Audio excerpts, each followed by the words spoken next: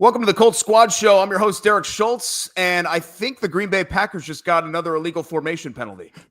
And I'm Zach Hicks, and speaking of that, yes, I love watching my referees play out there. It was a really good time tuning in, watching my favorite, the Stripes out there, just having a blast. Alan Pinkett here. I tell you, the refs not only got a lot of good airtime, a lot of good plays were taken away. Colts Nation, rise up. It's the Colts Squad, sponsored by Gametime. Everything Indianapolis Colts every week. Covering all the big hits and game-changing plays from the Circle City, the way only the Locked On Podcast Network can. It's time to squad up. The Colts Squad Show starts now. To the COLTS SQUAD SHOw here on the Locked On Colts Network, fresh off a heartbreaking Colts preseason loss to the Green Bay Packers. I'm your host, Derek Schultz. I've been a sports talker in Indianapolis for many years. I'm joined by Alan Pinkett, a Notre Dame legend, former NFL running back, and your everydayers know Zach Hicks from Locked On Colts and everyone's favorite film buff. Jake Arthur is going to hop on with us once he concludes his locker room duties at Lucas Oil Stadium. Before we get started, though, I want to remind you today's episode brought to you by Gametime. Download the Gametime app, create an account, and use code LOCKEDONNFL for $20 off your first purchase. On today's show, as we always do, our live post-game reaction shows are going to wrap up Colts Packers and tie a final bow on training camp by talking about if the Colts are any closer to making a quarterback decision. We saw both quarterbacks play in the first half today, and Anthony Richardson and Daniel Jones. Obviously, we'll talk about how they look. Zach will give his thoughts on that. Alan will give his thoughts as well, and when a decision could come, because pretty soon here, eventually a decision is going to have to be made on who's that quarterback one. Guys, the injuries today, so many to go through. We only have an hour, so we'll see if we can actually fit in all of the injuries, unfortunately, that the Colts suffered today and what that could mean for the guys behind the players that were hurt, because there were a couple of really serious ones there, including Blake Freeland. Standout performers from today's game between the Colts and Packers and some of the toughest position group decisions. So we have an awful lot to get to, boys. But as always, let's start with the quarterbacks. A lot of good today, I think we saw. A lot of good, which is good, because you haven't always said that as far as this battle has been concerned so far here in training camp. The way Daniel Jones started it, Zach, I thought, oh, God, is it going to be one of those games? But then he had a really nice long scoring drive. And then Anthony Richardson, you said it on Twitter, maybe one of the better drives that we've seen from him in quite a long time on his second possession. Yeah, the two drives back-to-back where you get the Daniel Jones second drive and then the Anthony Richardson first drive, I thought was a really good string of drives for both of those guys. I mean, starting with Daniel Jones, really good bounce back from a poor effort on that first, not poor effort, just a poor showing on that first drive where you had the fumbled snap where it looked more on the quarterback than on the center there. And then the really bad missed throw to Tyler Warren down the right sideline that should have been a big chunk play, just didn't end up working out because he overthrew it. You get to his second drive, and it starts off with a couple of really nice reads on RPOs and getting that ball out hot to his receivers. You get a couple chunk plays down the field, one to Tyler Warren up the left sideline, a couple other really good throws to Michael Pittman Jr., and then they weren't able to finish it off with a touchdown. But I thought they just moved the ball really well, and that was with him being like just the catalyst of that entire drive. They think they ran the ball only one time on that drive, so it was all throwing on that drive, get the ball into the red zone and get a field goal there. And then Anthony Richardson comes out there and kind of even like one-ups him, especially when you factor in that Richardson was out there with the backups, where Daniel Jones is out there with most of the starters. Richardson comes out and just does everything that you want to see from Anthony Richardson. A couple of left sideline throws where he is setting perfectly to that left sideline, on the money throws. That tight end throw to the deep corner throw to Drew Ogletree was a really, really nice back shoulder pass from him. And they were able to cap it off with a touchdown from Tyler Goodson. So I really liked what I saw from both these quarterbacks today. I think Richardson gave you a little bit more overall because he had the one drive where he was efficient underneath, but you also got a couple flash plays from him where Jones, again, I still think that vertical throws were a little bit off or a little bit late. And like the Tyler Warren throw was a good completion, but we probably want that a little bit crisper. And in a real game, Tyler Warren might have taken a pretty bad hit there on the sideline. So I think it could have been better there. But overall, I think both these quarterbacks put their best foot forward. And I think the Colts have all the information they need to make a decision at quarterback prior to this next week. So hopefully we get that decision from Shane Steichen and his staff sometime early this week. But I think they've gotten a lot of good data on these quarterbacks all offseason, and both these guys put their best foot forward in their final showing before that decision. Well, I think Daniel Jones was efficient. You had mentioned efficient in terms of Richardson, but Daniel Jones gives us that all the time. He's reliable in the role that he plays, and I thought he did fairly well. But with Richardson, what I was looking for was, was he going to have command of the offense? Was he going to do a lot of the little things right? Was he going to be mechanical? Because Richardson, let's face it, just presents more of a wow factor when it comes to the quarterbacking position. And I got to tell you, the defense responds too, especially when there's like an RPO. It makes the defense hesitate just a second because you don't want a big old 6'4", 244-pound guy coming out there to run you over. So I think Richardson has the advantage that way. He looked nice and crisp, running the plays. And I think the best pass he threw was that one to Ogletree because he threw it before the receiver even turned his head. Yeah. So that anticipation that I spoke about last time we talked, and that's just knowing the offense, knowing your receivers, knowing where they're going to be. And as a good receiver, you know that if you turn your head and you see the ball on its way, that chances are you're probably not going to get your clock clean. Ball's not going to be late. Ball's early. So you're going to have a chance to make the catch and potentially make a move. So really impressed with the throw he made to Ogletree down the field because it was great anticipation. And if he can show more of that, then there is no question who the starter is going to be because Richardson is more of a threat running the football, and contemporary professional football does involve the quarterback being able to be elusive, get downfield, and make some plays with his legs.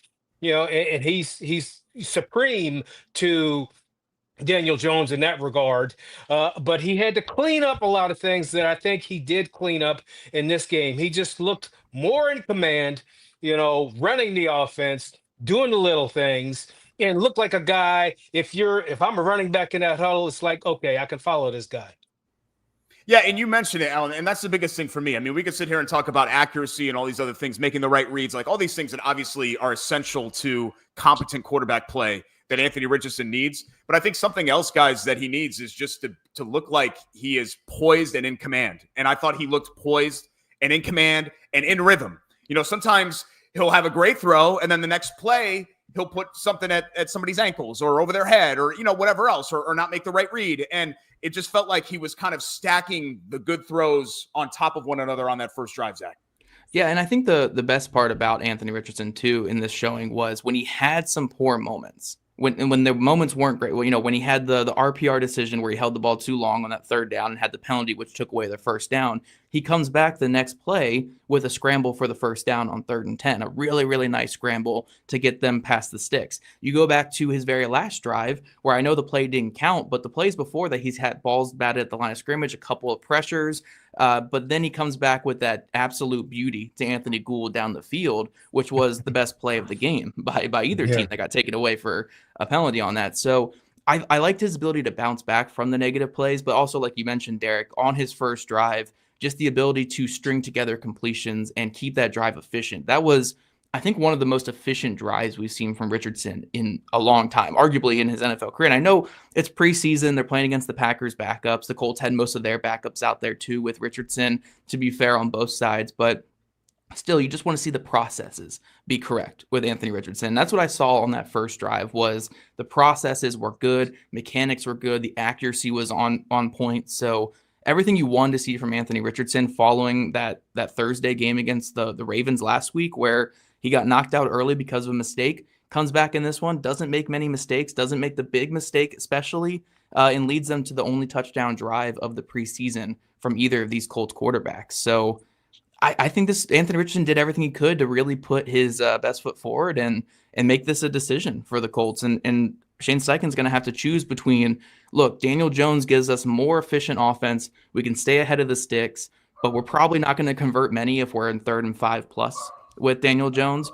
Whereas when you look at Anthony Richardson, yes, you lose a little bit in the sustainability of drives, in the success rate of drives, but he is the guy where you're in 3rd and 10, 3rd and 12, you have a better chance of converting with him. Like we saw in that final play that he had in this game to Anthony Gould. If it wasn't a penalty, that's a 38-yard gain on 3rd and 10 backed up on your own 6 or 7. You're just not getting that with Daniel Jones. You are getting that with Anthony Richardson. So it's going to be a decision for Shane Steichen, which option he wants to go with there. But I'm glad it's a decision because of how both these guys played positively today. And sometimes you can make a good decision when something bad happens. When he got sacked, that was clearly a bust by the offensive line. And a lot of times, just take the sack and live to play the next down, which I thought was good on his part. Instead of scrambling and trying to make a hero play, take the sack, you got another down. So that to me spoke to, maybe there's a little maturity starting to creep in his 3rd year that not every play is going to be a good play, and sometimes the defense wins. The defense clearly won on that particular play, but I look at body language a lot, and after that sack he wasn't demoralized. He just got up, got back in the huddle, went to the next play. So that to me is a sign of maturity. And like I said, sometimes bad things happen in the game, and you just have to flush it and go to the next play. Yeah, honestly, guys, and it's rare that I've been saying this for either of these quarterbacks. I was left wanting more with Richardson. Like when they got the ball back after the turnover, I'm thinking this is perfect. A red zone situation, right? I think they're on the 22 or 23, but essentially a red zone situation, which he has struggled with in camp. And because of the penalty, that one never really kind of got going. And then, then he had a 2-minute offense chance at the end. I thought, oh, wow, this is great because he looked great in the 2-minute offense and to cap the joint practice with the Packers. And then that one kind of never got off the ground. So I'm nitpicking a little bit. It was still a great day overall from Anthony Richardson, but it was kind of like, I sat down to have the great meal and I was still a little bit hungry afterwards. And I mean that like in a positive way, if that makes sense. Yeah, I mean, again, it's much better than what we got last Thursday. I think Richardson especially needed this. I think what Daniel Jones did today was kind of what we know and expect from him, where he came out there, made the plays that were available and open to him, didn't push anything, didn't go crazy, had a couple misses here and there. A very Daniel Jones showing. If Daniel Jones didn't play in this game, we'd have the same opinion as we had coming in of Daniel Jones. But because Richardson had that showing last Thursday against the Ravens, where on his 4th play, made that mistake with the bullets flying, and we haven't really seen anything else from him in the preseason, he needed, again, this kind of showing to put his best foot forward. So I really like that Richardson was able to come out here and do what he did. And personally, to me, because, again, you saw in this game the ability to go down there and get a touchdown by leading an efficient offense, and then you also saw the wow plays. For me, that should decide the quarterback conversation here, where, like, look, this young player that you need to get better on 1st and 2nd down has shown that this offseason. He's shown it in a preseason game now. I don't know what else more he has to prove at this point. And if it doesn't work out, you have this very stable thing in Daniel Jones behind him anyway. You can always go back to the Daniel Jones, but you owe it to yourselves to give Anthony Richardson this shot, especially when he's coming out here and doing this. Like if he completely imploded in this game and went like 1 of 10 passing and was just abysmal, then I understand going with Daniel Jones. But him coming back out there, being healthy, putting that best foot forward, like I said 10 times here in this segment here, and showing this Colts staff that he can do it in an actual game setting as well, I think you owe it to yourselves to give him this one more chance. And look, if he blows it, then again, you have this very, very stable thing in Daniel Jones behind him. But you have to swing for the fences first before you come back to earth and try to just get on base after that with Daniel Jones. Well, I'm in agreement with you, but by virtue of the fact that he's the 4th pick in the draft, upper management has some pressure on them because they made the pick. So he's got a lot longer leash to show if the guys upstairs are brilliant or if they're dumb. So he's going to get plenty of opportunities. But I think in this case, I think he showed enough for them to say, yeah, we owe this guy a chance to show what he potentially can do in a real live situation. When do you think that decision will come? Do we think we'll have clarity on that this week? Because I'll make it a clean sweep. I'm in agreement too. At this point, these guys aren't going to separate any more than they already have. I think the default is to just go with Richardson anyway, because I think there's more to gain there, and you can always fall back to Jones. So I think we're all in agreement here. But Do we get that decision in an hour? Do we get it later this week? Does that happen at some point? I mean, it's got to happen at some point, Zach, but is it imminent, the decision? Yeah, personally, I would like to get that decision on Monday or Tuesday at the latest, because you want to get a good chunk of practices in with your true starting quarterback, getting all the reps out there with the starting offense, especially when, again, you have a new starting center, you have a new starting right guard, you have receivers working back from injury. I know that they've been working together all offseason, but get the full reps in now while you can here in August, and then obviously leading into that first game. I don't want them to drag this into the week of the first game, for instance, because then you're splitting reps in a week where you need to get, the right play calls on time and the chemistry really built up there. So I would like it regardless of who they pick. I would prefer it to be like Monday, Tuesday this week, go into this final preseason game, knowing who your starter is and just building those reps in practice that you've already kind of worked on, but like fully giving those reps to your true starter now the rest of camp. Yeah, I kind of like it being up in the air, just in terms of the gamesmanship for the Right. opponent. The opponent having to prepare for both quarterbacks. I kind of like it being up in the air, but internally, letting them know, okay, AR, you're the starter, and or make it when you come out to the press, announce it as a 1A and 1B. Both guys are in our mind starters. Yeah, we're going to give them both the same amount of tickets to disperse to people, because that's how you determine the starter from a backup, is the number of tickets. But I'd say 1A, 1B, just to keep the defense on their toes and have to prepare for more things. But inside those walls, they will know who the starter is. Yeah, I'm fine with them not telling me. They can go the whole week without telling me. I just want someone to know inside the organization by the next couple of days. I mean, look, Adam Schefter is going to get it to us regardless the second the decision's made, because that's just his job. He's in the walls basically of every facility. But I would like just the decision internally at least be made here as soon as possible. Like, let these guys know where they stand and go from there.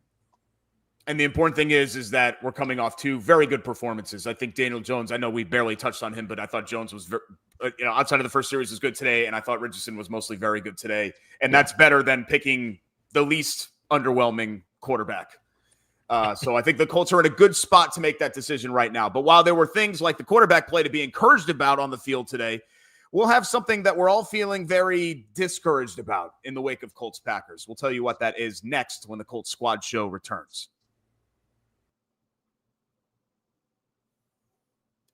This portion of the show brought to you by our friends at 5 Hour Energy. Time to fuel up and turn it up with 5 Hour Energy Transfusion. It brings the bold grape, ginger, and lime flavor of your favorite golf drink, minus the alcohol, into a quick, energizing shot. Whether you're sinking birdies or just making memories with friends, this one's a hole-in-one for your energy game. We had Live Golf in town up in Westfield this weekend, and it actually kind of got me thinking I need to dust off my clubs, which have been sitting in the garage for way too long here. It's been a minute since I got out on the course, but golfing is always a blast with friends or just to get out there and enjoy a beautiful summer morning or afternoon. That's because golf's all about good times with good people and good flavors, of course. The grape, ginger, lime flavor gives you the best parts of your clubhouse go-to without chasing down the beverage cart. If you go to 5hourenergy.com today, that is the number 5hourenergy.com, you can use our promo code LOCKEDONGOLF to receive 20% off your order. This offer is valid only until September 30th on one order and cannot be used with other promotions. The code is not good on subscription orders. Whether you're meeting up with friends or trying to turn 18 holes into 36, get the energizing boost you need to power through. Order transfusion-flavored 5-hour energy shots today. And we're back on the Colts Squad Show. Thanks so much for joining us right after Colts and Packers. I'm your host, Derek Schultz, alongside Zach Hicks from Locked On Colts, and Jake Arthur should be joining us. He's over at Lucas Oil Stadium right now with the post-game press conferences and all of that, so he should be here before the conclusion of the show. And then, of course, Alan Pinkett, the former Notre Dame legend and longtime NFL running back, as well as we are not only talking Colts Packers, but just talking about where the Colts sit now, 2/3 of the way through the preseason and with training camp now in the rearview mirror. And guys, like I said, a lot of encouraging things on the field today. And we'll talk about some of the other standout performers and things like that. But I don't know how, outside of the quarterbacks, I think the number one storyline, Zach, the injuries, it's just brutal.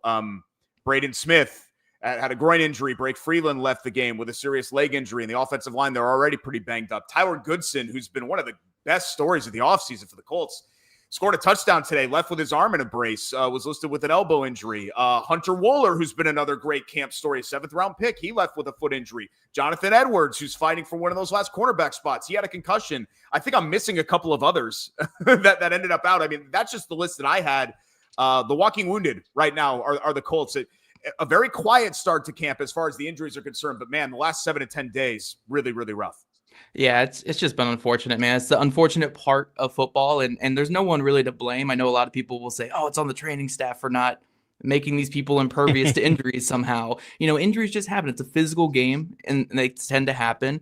You could obviously do things with the field to make injury, ability lesser, but it's just unfortunate what it is now. And yeah, the Colts are dealing with their cornerback like 5 or 6 out there on the outside. And then we go to strong safety and they're down to, I don't even know who's going to be out there at strong safety going. Daniel Scott, Rodney Thomas going to strong safety. I don't want him at strong safety. I guess you flip over Bynum to strong safety and put Thomas at free because Wohler and Cross are both out right now.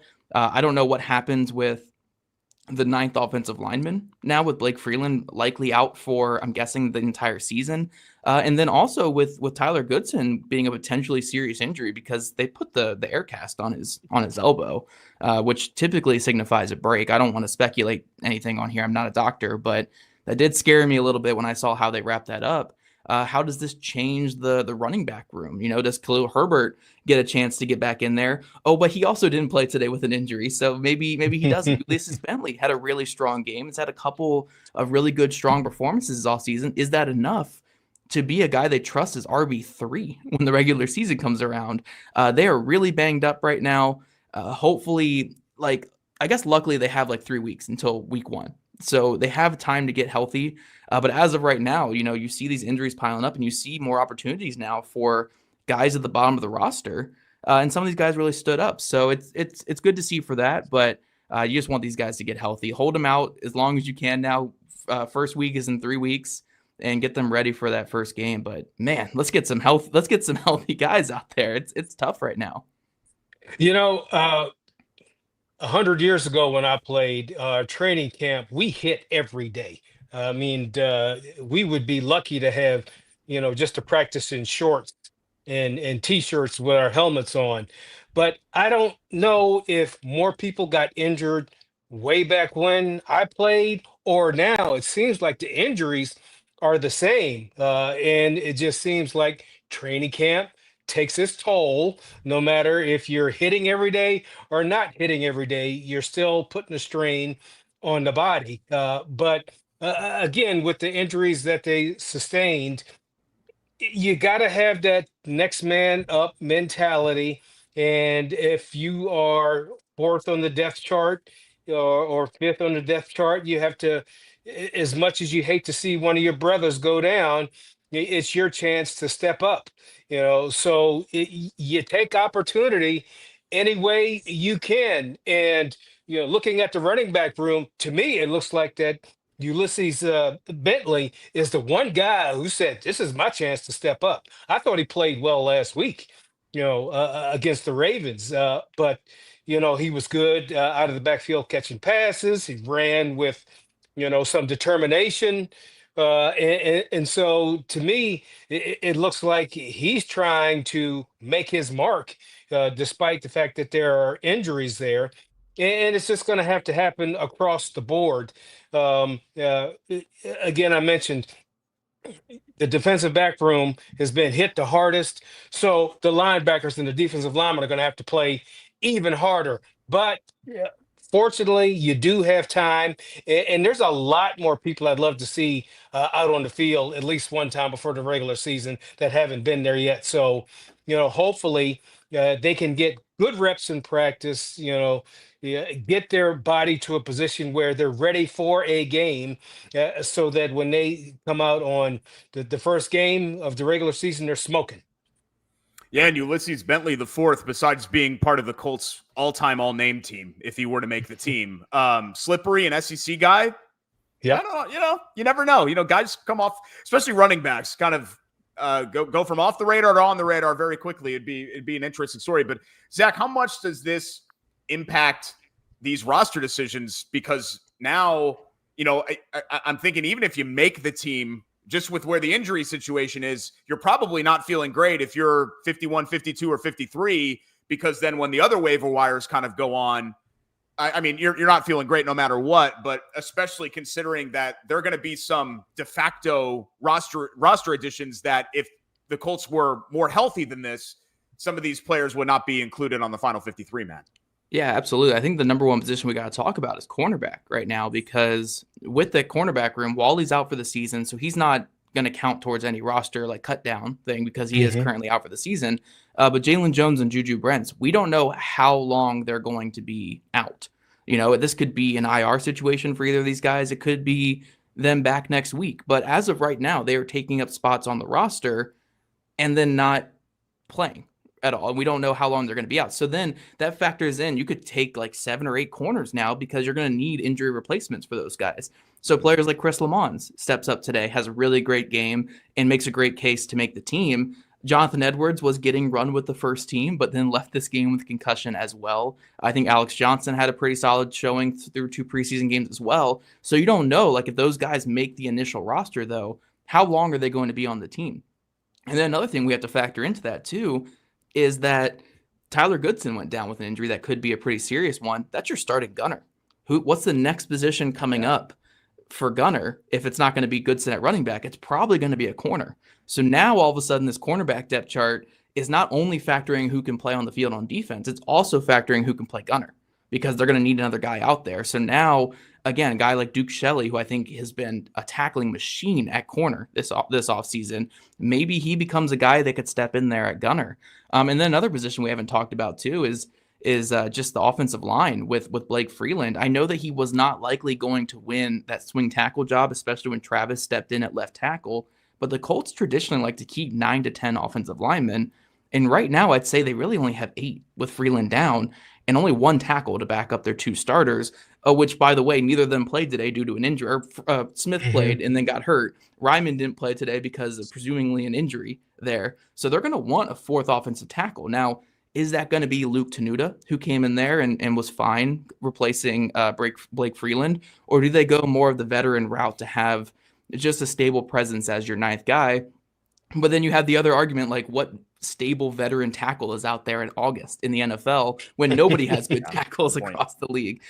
So yeah, there's a lot of things to consider. And I do think that, like, those last 5 or 6 spots on the roster, given how little we know about the injuries, could be in such turmoil the first couple weeks of the season, just because they got to keep moving guys on and off the roster, placing guys on IR, bringing in waiver claims. I think there's going to be a lot of movement when it comes to the bottom of this Colts roster because of the injuries.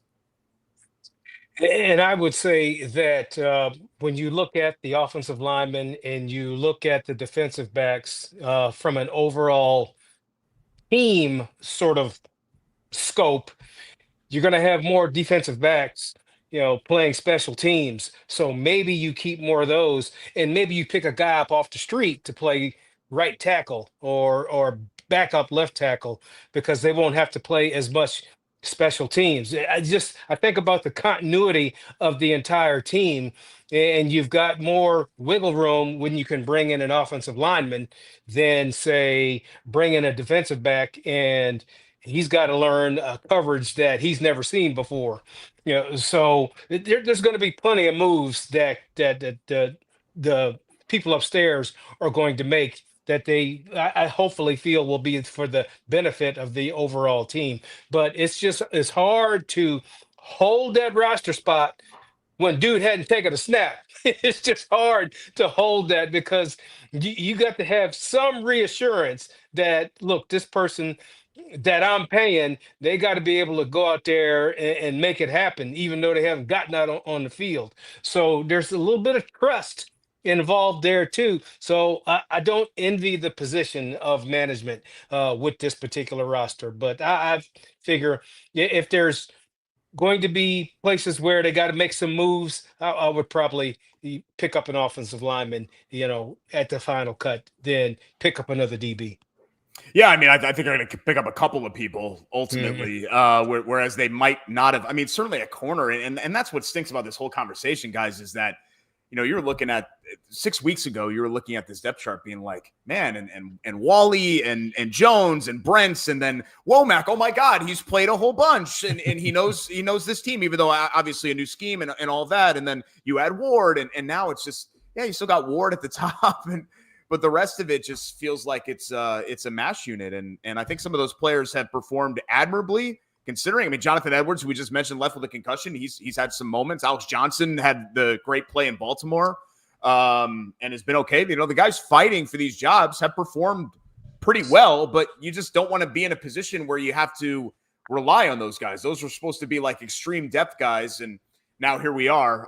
But with offensive linemen, it's the same thing. It's kind of like, Alan, we were talking about glasses because luckily I located mine. They're kind of like the burner glasses. Offensive linemen, the backups are just the ones that you leave around the house. Colts always want to carry 10 guys because they just want to have a big pool to kind of reach into. And now, unfortunately, they're going to have to probably reach pretty deeply into it, especially at tackle. Let's talk about the game when we come back. Who's surging at the right time and who needs to turn it around as the Colts wrap up camp and start to wrap up the preseason in a couple of days. We'll play stock up and stock down next on the Colts Squad Show. This portion of the Locked On Colts Squad Show brought to you by Gametime. Have you ever decided at the last minute to head to a ball game with friends or family? Maybe it's game day and you suddenly realize you want to be in the stands. That's exactly where Gametime comes in. It's the easiest way to grab last-minute tickets without the stress. With the money you save on tickets, you can splurge on food, drinks, merch, and even inviting a bigger group to come with you. Gametime makes that all possible. Gametime makes buying tickets fast and simple. Prices on the app actually drop the closer you get to first pitch. And they've got incredible last-minute deals, clear seat views, and a lowest price guarantee that takes all of the worry out of buying. Here in Indianapolis, we're lucky to be a driving distance to so many major league parks. We've got Cincinnati, St. Louis, Chicago, both Chicago parks, Detroit. All easy shots, all 4 hours around, even Milwaukee, an easy shot. And with Gametime being the official ticketing partner of Locked On MLB, that makes it easy to hop on the app and grab tickets to whatever baseball team you want to go see. Take the guesswork out of buying tickets with Gametime. Download the Gametime app, create an account, and use code LOCKEDONNFL for $20 off your first purchase. Terms apply. Again, create an account and redeem code LOCKEDONNFL for $20 off. Download the Gametime app today. Last minute tickets, lowest price, guaranteed. And we're back on the Locked On Colts Squad Show. I'm your host, Derek Schultz. Thanks so much for hanging with us on this very warm Saturday afternoon in the wake of Colts and Packers. Zach Hicks from Locked On Colts here as well, as is Alan Pinkett, and we hope to be joined by Jake Arthur at some point before the conclusion of today's show. The Colts ended up losing to the Green Bay Packers 23-19. I think that was the final score. It's a preseason game, so I'll be honest, I don't really care. Jelani Woods had that great catch from Jason Bean. We thought it was a catch. Turns out it wasn't a catch.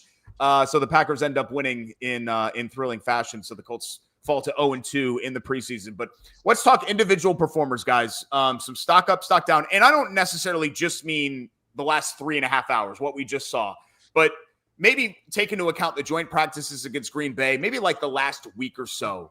Somebody stock up and stock down. I swear, Zach, I'm not doing this to be trolling. Somebody that's way stock up for me, Spencer Schrader, 56-yard field. I mean, he is firmly the Colts kicker, and that's what you want to see. You want to see somebody go out and win the job.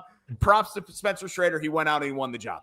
Yeah, Derek, I will say this. The only thing I hate more than a kicker is a bad kicker. So as long as he's making his kicks, we're fine. We're fine. As long as it's what people say about it, like a good left tackle is like, as long as I never hear your name, you're doing your job well. Exactly. As long as I never hear Spencer Schrader brought up in a conversation the rest of the season, I think we're doing pretty good with him this season. So yeah, hats off to Spencer Schrader. Like all joking aside and all my typical kicker hater stuff here aside, hats off to him for coming out and having a great camp. And I think Brian Mason said he made like over 87% of his kicks in camp so far. He's only missed one kick in the preseason, and that's with taking 350-yard kicks. Very good job from Spencer Schrader, and I'm glad he's been able to win this job here. But going to positions I actually like here now, Derek. Talking about cornerback, I think Jonathan Edwards and Chris Lamons have really done a lot this offseason to move themselves up the depth chart. And I wanted to say it at the end of the last segment, but I know we were getting close on time there. But Edwards was a guy where earlier in the preseason, it was like, yeah, this could be a player that we could sneak on the practice squad, a 6'1", 200-pound guy who runs a 4.4. Like, this is a good developmental piece for this team. Now we're almost out of the preseason, and we're at the point where it's like, oh my gosh, like, he got a concussion. That stinks for our team going forward. Yeah. And it's not only because he's like the only healthy guy, it's because he's had a pretty good camp. He's been getting run with the first team a lot of camp. He's still a young, intriguing player. So I think Edwards has just put his best foot forward. I think that's just what my catchphrase is going to be today. It keeps coming back to my head. But Chris Lamont's a player who has been a free agent most of the offseason here. The Colts needed more help in that DB room with recent injuries. He comes in here, takes Kenny Moore's place the second Kenny goes down, and he just does what he's been doing the last couple years, where it's just steady, good special teams play, good tackler, can make plays on the ball, a little bit grabby. For some reason, that was the only penalty they weren't throwing today was pass interference on the defense, it felt like. But I can live with that in the preseason. Like, I'd rather you just be physical with receivers. Just do what you can to show up for this coaching staff. And this is a guy that they know. So Chris Lamont, Jonathan Edwards, I think they really have helped themselves, especially with the injuries in front of them. But the stock is very high for both those guys. And I wouldn't be shocked to see both those guys make the initial 53. Well, Derek, I share your Spencer Strader love for other reasons. That the fact that he was smart enough to leave UCF and go to Notre Dame for a year. So I'm always going to heap praise on those that come from the Golden Dome. But in all seriousness, that's a heck of a weapon. When once you get close to the 50 or cross to the 50, you're going to get points. And, that's just one of those, if that kicker can be that reliable, it just makes all the difference in the world for an offense. But sticking with the offense, I would have to go with Anthony Gold. I think that, he's just made his presence felt, not just on returns, but every single quarterback has found him some kind of way. Yeah, they've found a way to get the ball to him. And that's another, if you can be reliable, I don't know how many reps he's going to be able to get, with Pittman and the rest of the receivers there. But he's proven to be reliable. He's built that trust with all the quarterbacks that, that slot position, is going to be, like the check down or the sure catch, because I don't want to go 18, 20 yards down the field.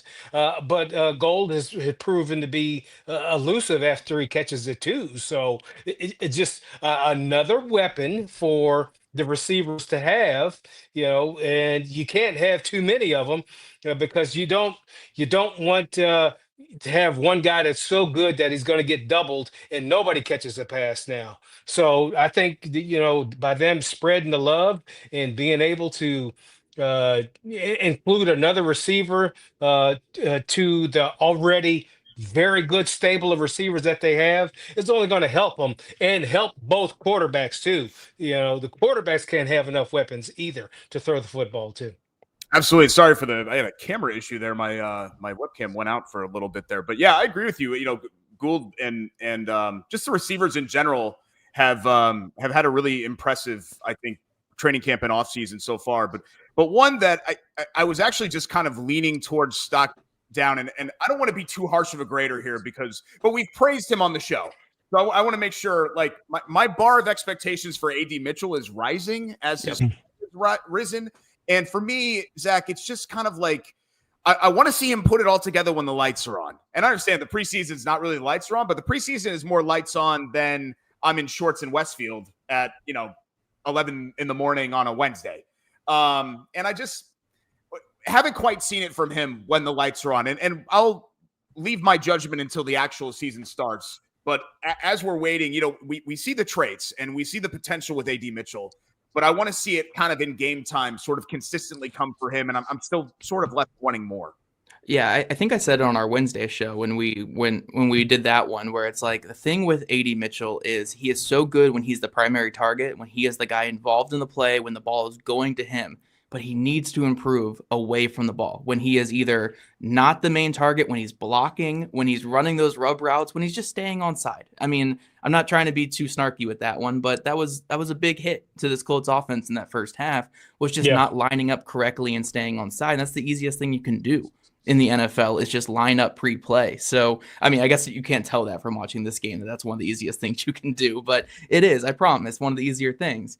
But yeah, with AD Mitchell, it's just things need to click in terms of the full package for him. Right now, he has shown, I think this preseason, that he can be a really good specialist, a guy that you bring in and maybe gets like a 30% target share when he's on the field like he did last year, because when you throw him the ball, he is a really good player. It's just, we need to get him more involved with doing the little things. This is where Alec Pierce really shined as a player for the Colts in his first couple of years, where even when they had Gardner Minshew out there, they had Matt Ryan out there, guys who couldn't get him the ball in the vertical plane like he wanted, he was still out there blocking extremely well. He was still out there doing the little things, hitting his P's and Q's, and making the offense effective. And one of our commenters saying exactly what I actually told a couple people the other day, AD Mitchell's kind of what Ben Mathurin was a couple years ago for the Pacers, where he has this so unique skill set that makes him different from every other player in that receiver room.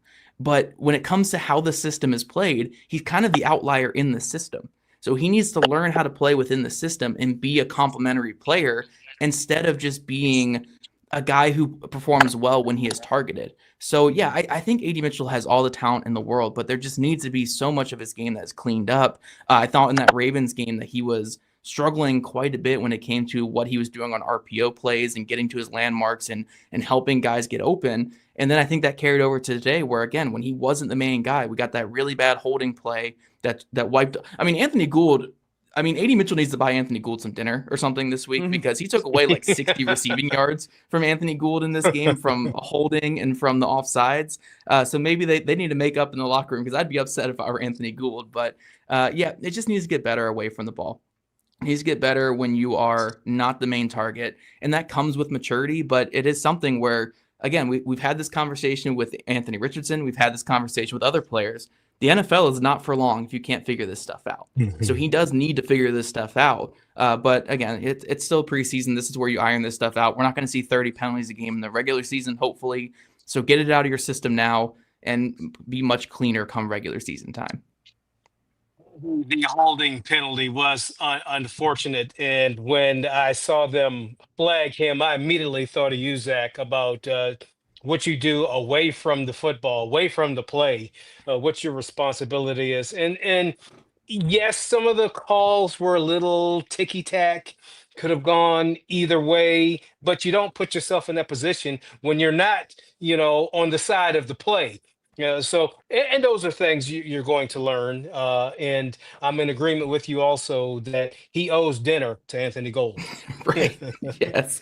I'm trying to think of other stock down, but I think some of the guys fighting for like that fifth linebacker spot, Shigu Alubi and Austin Ajake, I thought they've had their struggles in this preseason. Alubi with that just dreadful missed tackle in open field when he was running with the threes out there that led to the Packers' first score, or I guess it was their field goal before halftime.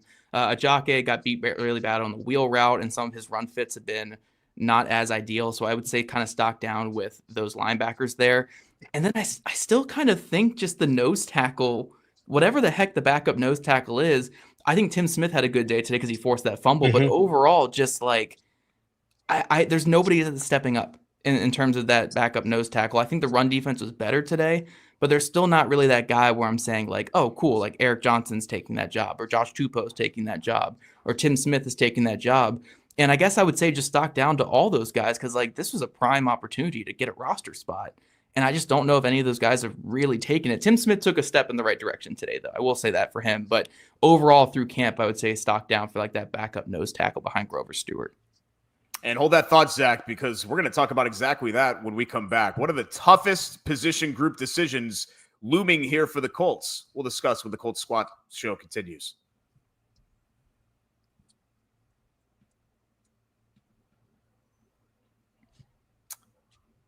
And back for a final time here on the Colts Squad Show, sponsored by Gametime. I'm your host, Derek Schultz. Zach Hicks from Locked On Colts, and Alan Pinkett, former NFLer and all-time leading rusher when he left Notre Dame. He says 100 years ago. It wasn't that long. What was it, 40 years ago? Let's go ahead and we'll get that right there. And we'll also share some. I have some last observations from Colts Packers for a couple of just kind of like almost like bullet points, tidbits type things before we exit stage right here for our Colts Squad show. But I wanted to talk about the position groups, guys, that'll come down to the toughest decisions. I think we've spent a lot of time on cornerback being one of those, but I think the linebackers, in a way, is going to be tough just to fill out the depth. I think we have an idea of, Bocce and Franklin and the guys at the very top, McGrone, et cetera. But when you kind of look at the back, you're thinking to yourself, are some of those guys even on the roster right now, Zach? Are those still yet to be determined? Maybe waiver wire pickups, at least one, as far as that's concerned. Yeah, and this is actually something I bounced around with Jake when we did our roster projection was, do the Colts only keep 4 linebackers? I think that's hard to do that because Carlisle is hurt right now and Franklin's been banged up all preseason. So I do think it's hard to make that argument. But when you're looking at this, you have 4 guys that have made their case to make the team. And McGrone, Bocce, Carlisle, and Franklin. And honestly, Carlisle hasn't made a big case, but just because you invested in him where they did last year, he's going to make the team. Yeah. Right. Those are your 4 guys that make it. But outside of that, I don't think another guy has stepped up to make the roster. And when you factor in that this defense is not going to run 3 linebackers on the field pretty much ever. It's going to be a lot of nickel. It's going to be dime. Hunter Wohler is going to play some linebacker as well. So you could factor him in that linebacker room. I don't know if you feel the pressing need to keep one of a Luby or a Jake in the final cutdowns. So this might not just be a Jake versus a Luby. It could be a Jake versus a Luby versus just nobody at that 5th linebacker spot. And I think that'll ultimately come down to when Carlisle is back and when Franklin's in a full go in practice. Because yes, we can certainly get like another special teamer out there, but in terms of like playing on defense, there's 4 guys ahead of them now that are going to play on defense. And it would take a massive string of injuries, which, knock on wood, can certainly happen. But I don't think that we're going to see this 5th linebacker play defense. And unless this is like a true elite special teamers, like maybe they view that like a Luby like that, I don't know if they're going to feel like a pressing need to keep that 5th guy. Well, I think until Franklin gets in there full time, we're going to continue to see these other guys. And I think that's going to be one of those decisions that comes right down to the wire. So it's open competition right now because Franklin has proven he can be reliable and he can, make all the plays. And it is nasty on that final day. Don't be surprised if they only keep 3 linebackers, especially because that, strong safety nickel position can be sort of a hybrid linebacker position. But those guys just have to see if you've heard this phrase before. Put their best foot forward. Yeah, Alan's taking my whole thing here. To try and ensure a spot and make it so that 4 linebackers is without question the way to go. The other one too, guys, and this is far, cornerback and offensive line and some of these are high stakes, right? The 4th and 5th tight end aren't high stakes. But I think we know what the tight end depth chart looks like. But Zach, with the way he's played, I understand that he's in there with Jason Bean. And generally, if you're playing with Jason Bean, that probably doesn't speak well to your chances of making the roster.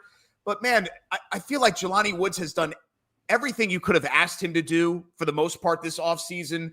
And there's probably not going to be room at the end for him. Could he get onto the practice squad? Or maybe is this just a case where he's auditioning for somebody else? I think it's the case where he's probably auditioning for someone else. I think they've made their decision with that tight end room. I think it's going to be Will Mallory, but I'm with you. Like, it is so difficult to cut a former top 100 pick who has been plagued by injuries the last 2 years, for sure. Like, hasn't touched the field in the regular season game the last 2 years, but he's doing everything right now. Like, he's making plays in camp, making plays in the preseason, really showing out for whoever his next team is going to be. It's just, at the end of the day, you need your tight ends to be either an outstanding specialist or they need to be like all-around guys. So like Warren's your all-around guy. Ogletree and Moe are your big-time blocking specialist. And then you get Will Mallory, who is more of your like reliable pass catcher. I think Woods really needed to show out that he could be like an elite player on the vertical plane this offseason to make a case for that final roster spot. And it just didn't really happen. And the thing is, you can't keep Woods over like a Mo Alley Cox or a Drew Ogletree, because then you only have one blocking tight end on the roster, and you want to be a running football this year. You need at least 2 blocking tight ends on the roster. I know Tyler Warren's kind of a bit of both, but still, you want like guys who could protect Warren and keep Warren as a pass catcher. So yeah, ultimately, I think that this is him auditioning for other teams. Maybe you can call a team like Miami, who has had a lot of tight end issues this offseason, and get like a late pick or get one of their roster bubble guys back at the end of it. But it does feel unfortunate, though, that Jelani Woods is probably going to be on the outside looking in, just because I think he's done everything right this offseason. It's just you have Warren coming in, who's your shiny new toy. You have Will Mallory, who's had the best camp of his life. And those are the 2 guys that he's been fighting with. And I just don't know if there's another way for him to make this roster outside of beating one of those guys. And I just don't see it happening. Well, Derek, I think you were smart in pointing out the fact who Jelani Woods was catching passes from. Hadn't caught a pass from Anthony Richardson, hadn't caught a pass from Daniel Jones, so that is sort of one of those telltale signs that, hey, buddy, we're probably going to let you go. And I think that was the decision made early that he was going to be the sacrificial lamb. But what a huge specimen. Yeah. The tight ends, just to me, those are your enforcers on offense. Unless, and I'm not discounting Quentin Nelson, because that's without a doubt your enforcer on offense. But in terms of somebody beating up, some of those defensive backs and linebackers and being an enforcer on the field, tight end does that better than any other position. And this guy is such a physical specimen, but you've got some really good ones on the depth chart ahead of them. And usually when you're listed 5th, there's not much room for you to grow. So I think what he's doing, at least what it looks like when I watch him, is auditioning to be on another team. Keep making plays. That's how you make it on a team. Just keep making plays. Before we wrap up today, I had some other just things that I jotted down during the game. And yes, I'm old enough where I still have like a yellow legal pad. And I actually, when I'm not, hyperventilating on Twitter, I reach over and grab the yellow legal pad and jot some things down. Something that I mentioned that kind of stood out to me, and this is just one play, but it kind of underlines where we are with this player. Everybody knows Leatu Latu's had a great camp and has really flashed and has had a boatload of sacks. In fact, they've whistled some plays dead. I know Jake has talked about this. That would be sure sacks. He'd have even more than what he's been given. But, man, Zach, that whiff on Malik Willis, and it's just kind of been his MO. Like, he has to start turning those pressures into sacks. It's almost like, to a lesser degree, A.D. Mitchell can get open. Can he catch the ball and produce with it? Pressures are great, but you want to be able to close the deal. And too often, I feel like during his rookie year especially, we saw Latu get back there, but not be able to close the deal. Yeah, my snarky response to that is we got to start whistling the play down when he touches the quarterback as well in the actual games. Like, that might help him get those sack numbers up. But yeah, I'm optimistic for Leatu Latu, but I do think that this was going to be an issue that was going to take some time, because a lot of the missed sacks are coming from him not being this like elite athlete. He's a very good athlete, don't get me wrong, but some of it is to do with like just the lack of bend, the lack of power, and those 2 things coming together when he's trying to wrap up the quarterback. And especially someone like Malik Willis. Malik Willis is a one-of-one athlete at quarterback. Like, he's not Anthony Richardson, but he's as close as you get to like that Richardson, Lamar Jackson level of athlete back there. So it's hard to go like too crazy about him missing that sack, because a lot of guys miss sacks on Malik Willis. But at the end of the day, when it's an issue that showed up last year and it's carrying now into this game, it is a reason to be a little bit concerned. So yeah, it is certainly one of the plays in the first half where I was also like, man, like, we got to finish those this year, Latu. He's going to have a full season to show that he can finish plays like that. But that was a concerning moment where it's like everything right to get the pressure, but we got to finish those plays. Like that is the difference between winning and losing, is those big time negative plays, especially nowadays on defense. Like, defense is not going to just smother teams and hold them to 50 yards a game. Maybe like back when Allen played, where some of these defenses were just fantastic and able to do that. Nowadays, like, a lot of winning on defense is forcing negative plays and taking the ball away. And sacks are a huge part of that when it comes to defensive linemen. So look, pressures are awesome. They can impact quarterbacks and they can force turnovers and they can force incomplete passes, but the real great pass rushers obviously are the guys who get the sacks, force the fumbles, and take the ball away for your defense. Yeah, the ones that complete the job making $40 million. Right, exactly. So and that's an elite group. But I will say keep up the pressure, because if you continue to put pressure, the odds are you're going to cash in a couple of times. And hopefully one of those times he cashes in is going to be one of those really, really important plays late in the game where you didn't expect him to be the one to bring the pressure. So just keep bringing the pressure and getting close. If you keep getting close, he's going to get coached up enough to be able to tweak whatever it is he needs to do to finish off the sack. But continuing to get to pressure is going to be more important to me than him getting the sack. I also had Jalen Travis starting as something of note, and then Blake Freeland went down, so that kind of took that out of the equation anyway, I guess. But good to see that the Colts had made a decision there. And something else that I know a couple of other people noticed this as well. Sam Womack was out there pretty late in the game, and you're kind of wondering, we're trying to shuffle the back of this cornerback room, and he's a guy that has significant playing experience, yet you wonder if maybe he's losing some ground in that cornerback battle. Yeah, one thing we have to note, again, with how Lou Anarumo likes his cornerbacks, he likes them big, long, and fast. Like, those are the most important traits for him at corner. And this is why I think we've seen a Jonathan Edwards go from intriguing preseason guy to, oh, crap, this guy might make the roster because he's 6'1", he's 205 pounds, and he runs a 4.4. Like, he might be raw when it comes to the technical aspects of it, but he's a guy who can fit in this system where you're looking at Sam Womack, who's more, 5'8", 5'9", a $180, $190.